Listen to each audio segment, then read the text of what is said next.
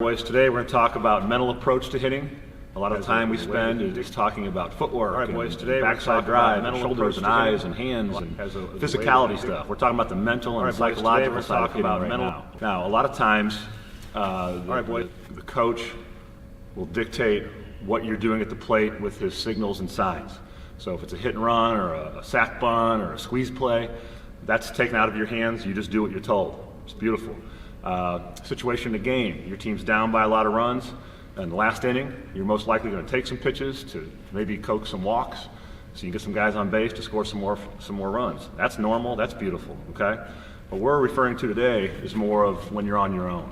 When the fourth inning, let's just say for random, and you're the first guy up, and there's no sign, and you're just up there trying to produce, trying to get a hit. Okay, trying to get on base.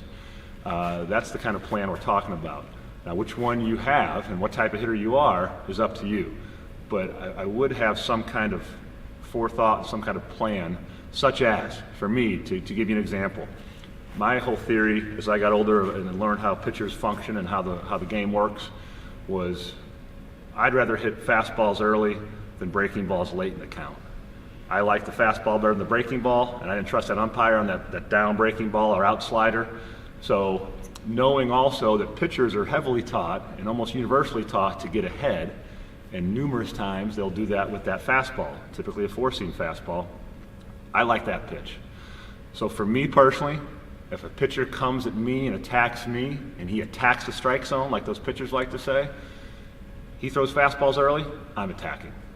That's just me, okay? And if I get to two strikes, I'm not scared of the slider or the curveball. I don't love them, but I'm not scared of them, I'll hit them. And I'll try to wait on them and hit them the opposite field, whatever. But if I get that fastball early, I'm attacking. Now, somebody else might have the approach of they like to see a pitch. And they like to foul pitches off. They like to 10-12 to pitch a bat and make the pitcher work. That helps the team too, okay? So to each his own. And if the coach of your specific team has a way that he dictates that wants you to be, the team too. So be it. But if he doesn't, he lets you roam free, then come up with a plan that suits you.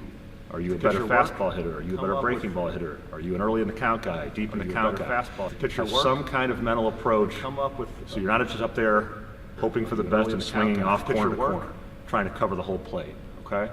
On the same note, I like a theory called think middle away, react in. Most pitchers, not only are they taught to get ahead, but they are heavily taught to keep the ball to the outer part of the plate. Most hitters can do a lot less damage to the opposite field than they can on the pull side. So when I learned to not only accept, but excel at hitting the ball to the opposite field, to right center, and even right field, it really opened up my career and my hitting thought process.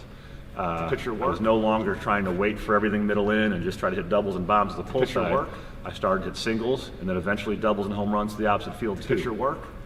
My advice, as we've talked about before, be willing mentally to have an approach where you can use the whole field. The only one side of the plate. If they figure out which side that is. But again, in general, your plan is your own, as opposed to waiting back all day. But if you're a 1-2, what you're going to do, and it might fit your mold perfectly. Approach, have a plan, don't go out there blind.